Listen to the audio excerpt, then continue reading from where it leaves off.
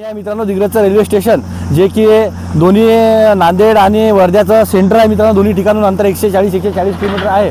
आता बघू शकता मित्रांनो, सकाळचे जवळपास 6 वाजत आहे आणि 6 वाजतापासूनच या रेल्वे स्टेशनचं जे काम आहे हे आता अंतिम टप्प्यामध्ये आलेलं दिसते आपल्याला लेवलिंगचं. त्याच्यानंतर जे काम आहे रेल्वे पटऱ्या बसवायचं आणि हा जे स्लीपर इथं तुम्हाला बघा हजारोच्या संख्येमध्ये इथं स्लीपर आहे मित्रांनो.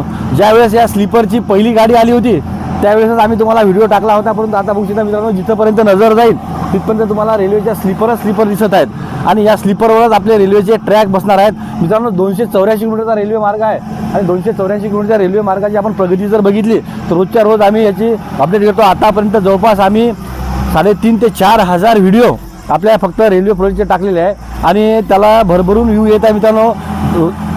प्रत्येक दिवशी जवळपास 2 लाख लोक आमचा व्हिडिओ बघत आहेत सोशल मीडियावर. आणि आता हे जे कामाची जे स्वरूप आहे मित्रांनो, म्हणजे कामाची जी प्रगती आपण स्वतः प्रत्यक्षात बघू शकता मित्रांनो. सकाळी जवळपास 5 वाजतापासूनच या रेल्वेचे काम सुरू झाले आहेत आणि मोठ्या मोठ्या ज्या मशीन्स आहेत मित्रांनो, ह्या मशीन 3 शिफ्टमध्ये याचं काम चालू असते दिवसभराचं. आणि हा आपला एक्झॅक्ट रेल्वे स्टेशन आहे आपल्या दिग्रजचं. इथेच मित्रांनो तुम्ही रेल्वे स्टेशनवर बसणार आहेत. समोर रेल्वे स्टेशनच्या इमारतीचं बांधकाम सुरू आहे. आता ही जी रेल्वे आहे आपली ही 284 किलोमीटरची रेल्वे जवळपास 3 जिल्ह्यामधून सरळ जाणार आहे आणि जवळपास 6 जिल्ह्याला ही कनेक्टिव्हिटी राहणार आहे. 27 तालुके या रेल्वे ट्रॅकवर येणार आहेत आणि मित्रांनो याच्यामध्ये जवळपास 29 जे स्टेशन आहेत तर ते या वर्धा ते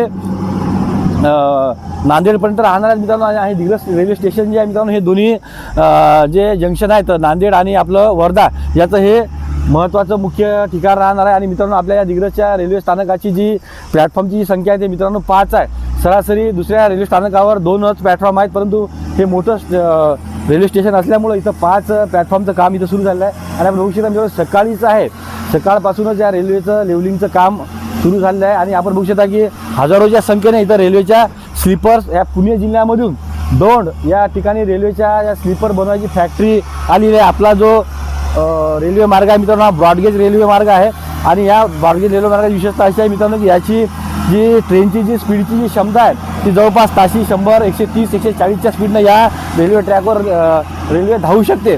त्याचा मित्रांनो भविष्यामध्ये ज्यावेळेस हा मार्ग पूर्णत्वास होईल आणि यावेळेस कनेक्टिव्हिटी वाढेल त्यावेळेस मित्रांनो बँगलोरू ते दिल्ली हा शॉर्टकटमध्ये राहणार आहे. आणि मराठवाड्यामधील जेवढे प्रवासी आहेत ज्यांना महाराष्ट्राची उपराजधानी नागपूरला यायचं आहे तर त्यांच्यासाठी हा महत्त्वाचा ड्रीम प्रोजेक्ट राहणार आहे मित्रांनो.